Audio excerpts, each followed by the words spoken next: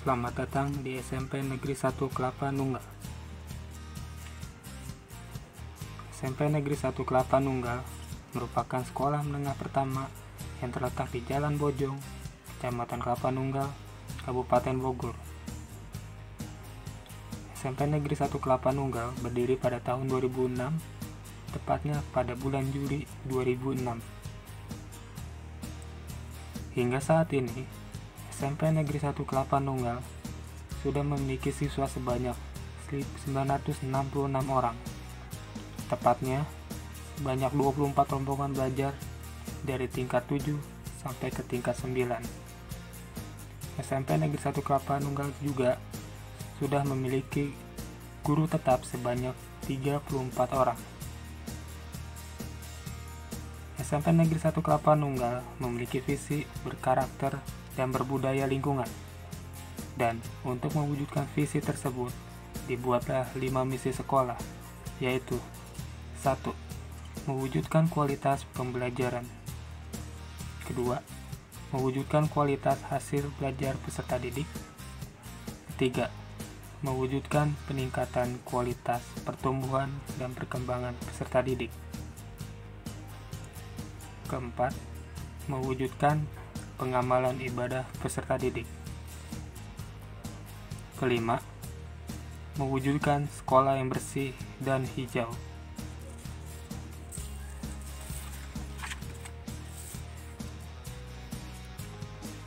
SMP Negeri 1 Kelapa Nunggal berdiri di atas tanah seluas 5.645 meter persegi, serta telah dilengkapi dengan sarana dan prasarana yang menunjang proses pembelajaran, seperti tersedianya 24 ruang kelas, 1 ruang guru, 1 ruang kepala sekolah, musola, perpustakaan, serta lapangan serbaguna.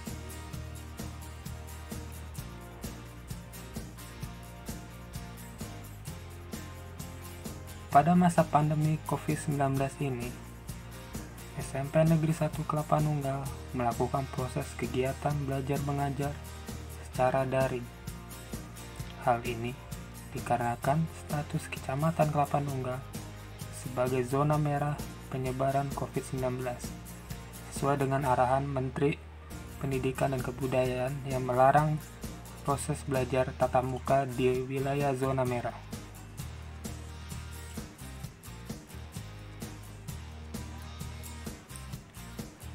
Pada pelaksanaannya, pembelajaran secara daring di SMP Negeri 1 Kelapa Nunggal ini, para guru dan juga siswa menggunakan berbagai macam metode ataupun aplikasi online yang tersedia, seperti Google Meet, Google Classroom, dan juga WhatsApp. Penggunaan aplikasi yang berbeda ini ditujukan agar para guru bisa leluasa memilih yang mana yang paling efektif dan juga tidak memberatkan para siswa. Pada pelaksanaan lebih jelasnya, berikut ini adalah wawancara guru dan juga wakasek kurikulum. Di masa pandemi, kita menggunakan pembelajarannya secara daring dengan menggunakan fasilitas yang ada di internet itu, di Google itu, dengan memakai Google Classroom.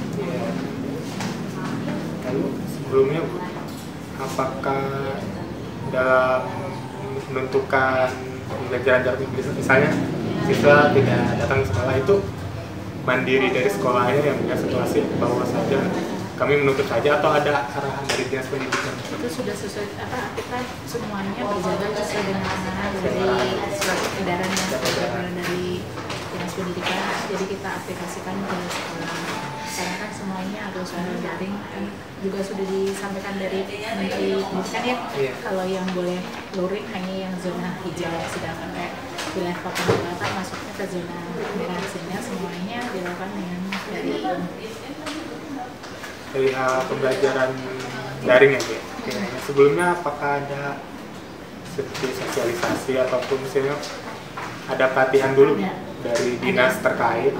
Kalau pelatihan dari dinasnya mah enggak, tapi kita dari pihak sekolah memfasilitasi ke teman-teman Bapak Ibu guru dengan mengajarkan atau memberikan arahan menggunakan Google Classroom-nya. Jadi cara-caranya seperti apa?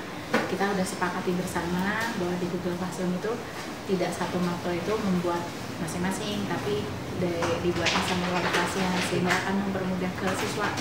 Kalau misalnya dibuat per masing-masing guru kan ke siswanya ada sekian Google Classroom.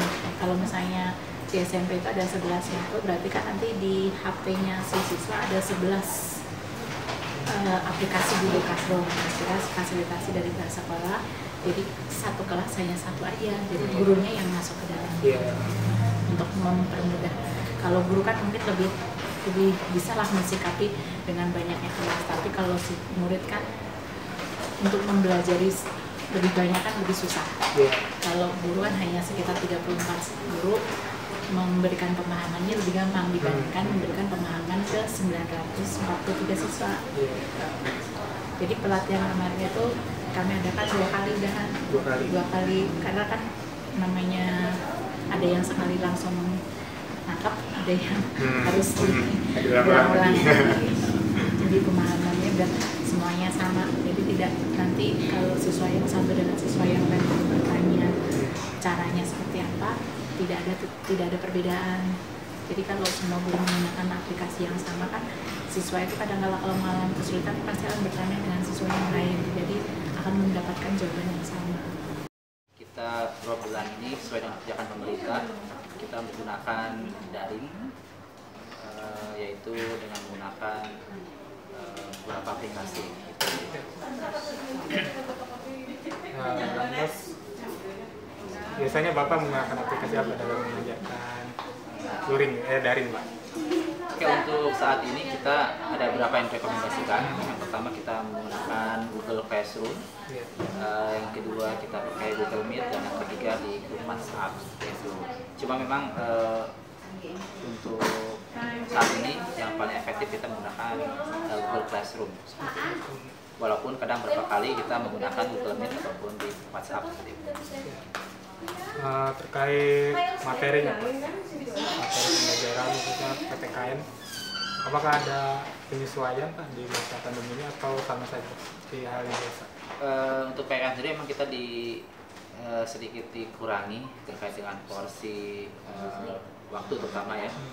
Jadi memang kita padatkan semua materi, sebenarnya tidak ada pengurangan materi. Jadi yang ada kita lebih mengefektifkan dan memadatkan dengan materi yang ada. Artinya dengan kondisi daring seperti ini kita tetap mengoptimalkan sesuai dengan capaian-capaian yang harus dicapai seperti itu. Dan juga tentunya ini semua baru, semuanya pembelajaran secara jarak jauh ini semua kan hal baru. Lantas apakah Bapak menemui kendala dalam proses pembelajaran jarak jauh ini, Pak? Yang seperti mungkin dari siswanya ataupun dari Bapak sendiri? Kalau bicara kendala hampir semua ya, tidak hanya di sini. Ya kendalanya yang pertama itu di awal-awal tentu semua peserta didik tidak semuanya memiliki sarana seperti handphone atau laptop yang memadai ataupun terkait dengan masalah-masalah lainnya seperti kuota dan lainnya, termasuk ketika kita akan mengadakan tatap muka dengan melalui Zoom atau yang lainnya, itu pun cukup memberatkan dan tidak semua bisa ikutan. Akhirnya kita tetap memilih aplikasi mana yang lebih mudah diterima oleh siswa dan tingkat kepartisipasian mereka yang tinggi seperti itu. Jadi kalau tidak kendala hampir semua sama seperti itu. Ya. Tapi ya itu tetap kita kembali kita pilih mana yang lebih efektif di antara fasilitas daring yang ada. Seperti itu. Jadi kendalanya itu sama semuanya. Dan kendala berikutnya ya di hal teknis ya, kita tidak bisa aktivitas dalam menyampaikan materi tidak bisa saling tektok gitu ya, tektok tanya jawab dan sebagainya, atau kekurangan apa dan sebagainya. Ini yang memang belum bisa digunakan saat daring. Jadi lebih banyak kadang searah dari gurunya gitu. Jadi tidak seperti halnya kita tatap muka.